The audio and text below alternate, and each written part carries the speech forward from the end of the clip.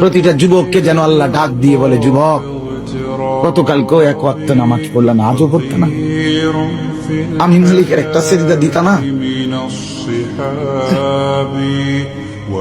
আল্লাহ যেন ডাক দিয়ে বলে ফজরের ওয়াক্তে, আমার বান্দা আজও কি সেজদা দিল না আমারে, আজও এভাবেই যাবে। আজকের সারাদিনও নারী দেখতে দেখতে, উলঙ্গ ছবি দেখতে দেখতে কাটাবে, সেজদা দিবা না? আমি কি তোমাকে বানাই নাই? আমি কি তোমাকে চোখ দেই নাই? আমি কি তোমাকে কান দেই নাই?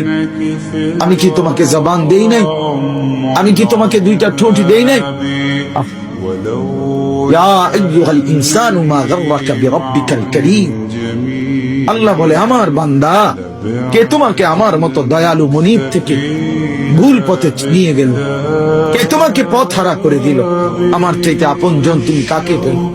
এত বড় আসমান যিনি দিলাম, আমি আপন হইলাম না? এত বড় জমিন যে দিলাম, আমি আপন হইতে পারলাম না?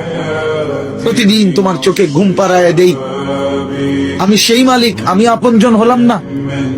প্রতিদিন আবার ভোরবেলা উঠতে গেলে আমি তো ঘুম থেকে জাগিয়ে দেই, সেই আমি মালিক আপন হলাম?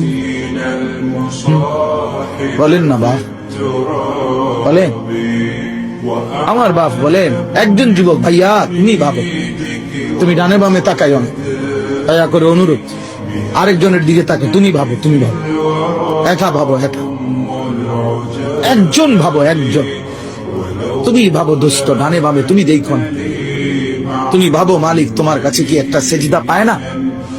আজ কতদিন হয় ছেলেরা, এইখানে তো অনেক ছেলে, আমি তো চেহারা দেখলেই বোঝা যায়, কতদিন হয় ফজরের নামাজ পড়ো না ভাইয়া?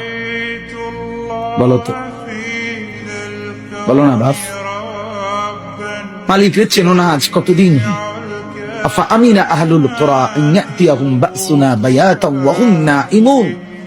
আল্লাহ তাআলা বলে, ও জনপদবাসী, মহল্লাবাসী, ও গ্রামবাসী, আমি আল্লাহ থেকে নিজেকে নিরাপদ কেমনে ভাবলাম? আমি আল্লাহ তো চাইলে ঘুমন্ত অবস্থায় আযাব দিয়ে ধ্বংস করে দিত, জানো তুমি?